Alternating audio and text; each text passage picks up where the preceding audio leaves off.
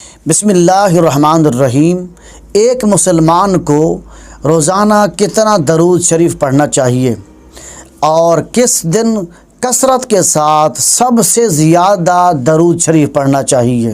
چنانچہ حدیث مبارکہ میں آتا ہے، جس کو امام ابو داؤد نے روایت کیا اور امام احمد نے روایت کیا اور امام طبرانی نے روایت کیا اور امام بیہقی نے روایت کیا ہے۔ حضرت ابو ہریرہ رضی اللہ تعالیٰ عنہ سے روایت ہے کہ حضور نبی اکرم صلی اللہ علیہ وسلم شاہ فرمایا، کوئی بھی شخص مجھ پر سلام بھیجتا ہے تو بے شک اللہ تعالیٰ نے مجھ پر میری روح کو لوٹا دی ہوئی ہے اور میری توجہ اس کی طرف مبذول فرماتا ہے، یہاں تک کہ میں اس کے سلام کا جواب بھی دیتا ہوں۔ اور اسی طرح ایک اور حدیث میں آتا ہے، جس کو امام ابن ماجہ نے روایت کیا، حضرت ابو درداء رضی اللہ تعالیٰ سے روایت ہے کہ حضور نبی اکرم صلی اللہ علیہ وسلم نے شاہ فرمایا، جمعہ کے دن مجھ پر نہایت کثرت کے ساتھ درود بھیجا کرو۔ یہ جمعہ کا دن جو ہوتا ہے یہ یوم مشہود ہے، یعنی میری بارگاہ میں فرشتوں کی خصوصی حاضری کا دن ہوتا ہے۔ اس دن فرشتے خصوصی طور پر کثرت سے میری بارگاہ میں حاضر ہوتے ہیں۔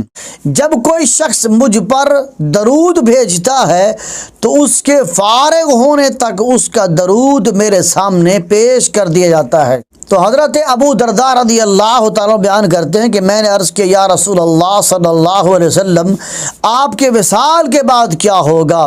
آپ نے ارشاد فرمایا، ہاں، میری ظاہری وفات کے بعد بھی میرے سامنے اسی طرح پیش کیا جائے گا، کیونکہ اللہ تعالیٰ نے زمین کے لیے انبیاء کرام علیہ السلام کے جسم کا کھانا حرام کر دیا ہے۔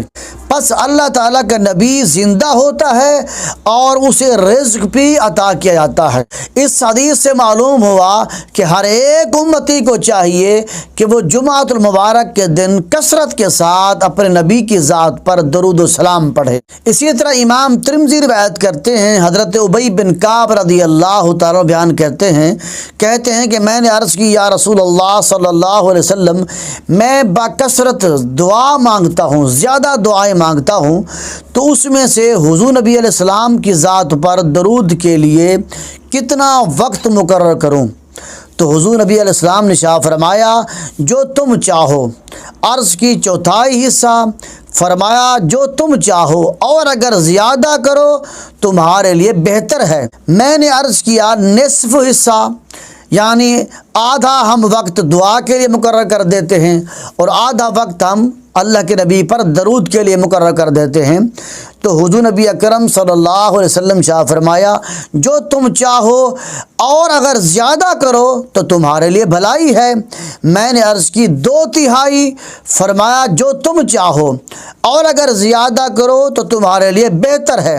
میں نے عرض کی، تو کل درود کے لیے ہی مقرر کر دیتا ہوں، بس دعا نہیں کروں گا، صرف حضور کی ذات پر درود پڑھتا رہوں گا۔ تو حضور نبی اکرم صلی اللہ علیہ وسلم شاہ فرمایا، ایسا ہے تو اللہ تعالیٰ تمہارے تمام کاموں کے لیے کفایت فرمائے گا اور تمہارے گناہوں کو بھی معاف فرما دے گا۔